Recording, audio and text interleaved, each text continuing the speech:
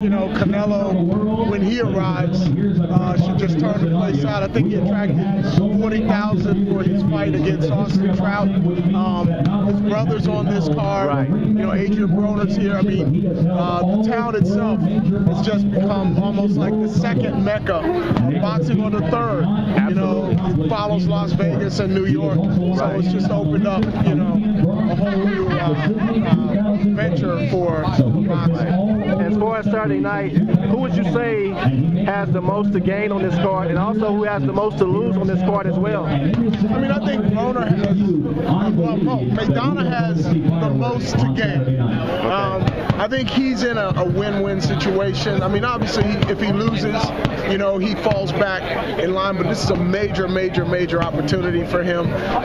You know, but at the same time, Broner can really look good. Broner had trouble, I'm not sure if I'm answering your question, but Broner had trouble a few years ago with a guy named Daniel Ponce de Leon. I don't think he gets a whole lot of credit for what he did. He fought a southpaw at a very, you know, a young age, and you know, the guy was a volume puncher, a very active fighter, and he had trouble with him. Now, since then, he's fought two different guys. I think Vincent Martinez, Rodriguez, I think that's who he beat for his for his junior lightweight title, knocked him out.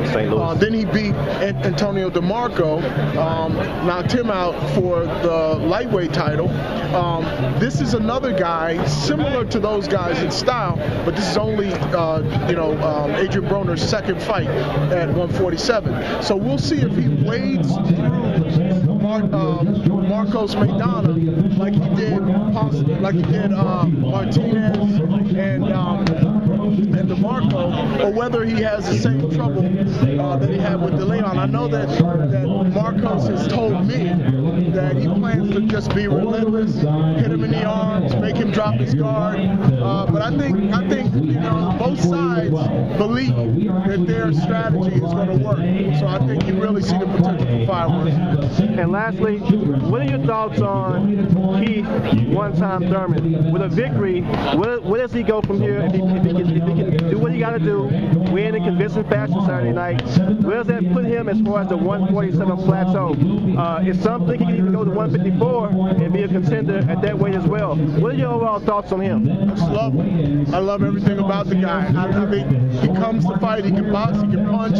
He doesn't really care about his record. He just wants to get in there and fight.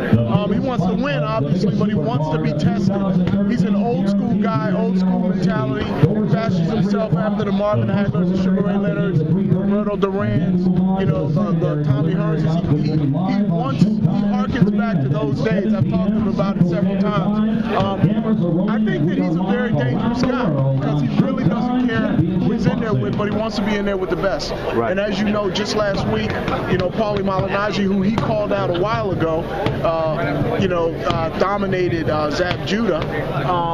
You know, you have Adrien Broner, obviously, is on this card, 147. Devin Alexander just lost to Sean Porter. So any of those guys, you know, that I just named could be viable opponents for him, and he would take those fights. As far as him moving up, I mean, I'd like to see him stay here and do some things because he's a very dangerous guy. I mean, this guy had the gumption to call out Floyd Mayweather on national TV. I mean, that's just what he's all about. Yeah, absolutely. Well, I can't say enough about Keith Thurman. Absolutely, man. Thank you for your time, and we look forward to a wonderful fight weekend here in San Antonio City, Texas.